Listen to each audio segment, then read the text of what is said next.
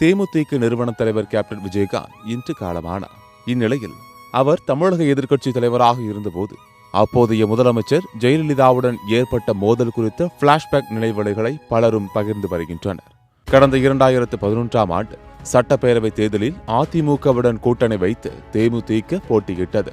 இந்த தேர்தலில் அதிமுக கூட்டணி மாபெரும் வெற்றி பெற்றது. கூட்டணியில் போட்டியிட்ட தேமுதிக தான் எதிர்க்கட்சியாகவும் இருந்தது. இந்த நிலையில் சட்டப்பேரவையில் 2012ஆம் ஆண்டு பால் மற்றும் மின்சார கட்டண உயர்வு குறித்து தேமுதிக எம்எல்ஏவான சந்திரகுமார் கேள்வியை எழுப்பினார். இதற்கு பதிலளித்த ஜெயலலிதா இந்த கேள்விகளுக்கு பலமுறை விளக்கம் அளிக்கப்பட்டிருக்கிறது என்று கூறினார். இருப்பினும் விடாப்பிடியாக உள்ளாட்சி தேர்தலுக்கு முன்பே இதை செய்திருக்கலாமே, ஏன் செய்யவில்லை என்று சந்திரகுமார் கேள்வி எழுப்ப ஜெயலலிதா ஆவேசமடைந்தார். மாண்புமிகு உறுப்பினர் ஒரு சவால் விட்டிருக்கிறார். அவருக்கு பதில் சவால் நான் விடுகிறேன். சங்கரன் கோயிலில் நாங்கள் தனித்து வேட்பாளரை நிறுத்தப் போகிறோம். உங்கள் கட்சிக்கு திராணி இருந்தால் தனித்து வேட்பாளரை நிறுத்துங்கள். அதுவரை அமைதியாக இருந்த விஜயகாந்த் ஆளும் கட்சி எப்படி இடைத்தேர்தலில் வெற்றி பெறும் என்பது எங்களுக்கு தெரியும் என்று கூற வாக்குவாதம் காரசாரமாக தீவிரமடைந்தது. அந்த இடைத்தேர்தலில் ஒரு தேர்தலில் கூட அனைத்து இந்த அண்ணா திராவிட முன்னேற்ற கழகம் ஜெயிக்கல. இன்னைக்கு வந்துட்டு நான் சங்கரங்கோயிலை ஜெயிப்பேன் சவால் விடுறது ஆளுங்கட்சியாக இருந்தால் கலைஞரை சொன்னால் போன தடவை எப்படி ஜெயிச்சாருன்னு அவங்களுக்கு தெரியும். இப்போ நீங்களே எப்படி ஜெயிக்க போறீங்கிறதா அனைத்து இந்த அண்ணா திராவிட எப்படி ஜெயிக்க போறங்கிறது.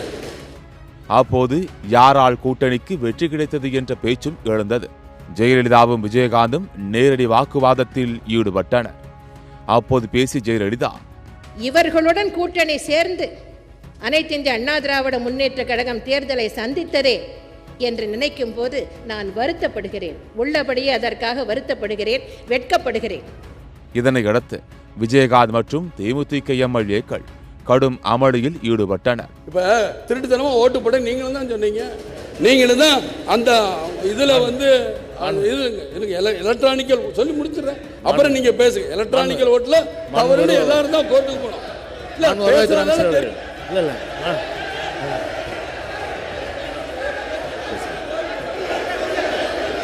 எதிர்க்கட்சி தலைவர் அவர்களும் தேமுதிக சார்ந்த உறுப்பினர்களும் அவைக்கு குந்தகம் விளைவிக்கின்ற காரணத்தினால் அவை காவலர்கள் அவர்களை வெளியேற்றும்படி கேட்டுக்கொள்கிறேன். பின்னர் விஜயகாந்த் உட்பட அனைவரும் சட்டமன்றத்தை விட்டு வெளியேற்றப்பட்டனர். இந்த மோதலில் ஜெயலலிதாவை பார்த்து விஜயகாந்த் நாக்கை துரத்தியதாக கூறப்படும் சம்பவம் அரசியல் வட்டாரத்தில் பெரும் பரபரப்பை ஏற்படுத்தியது.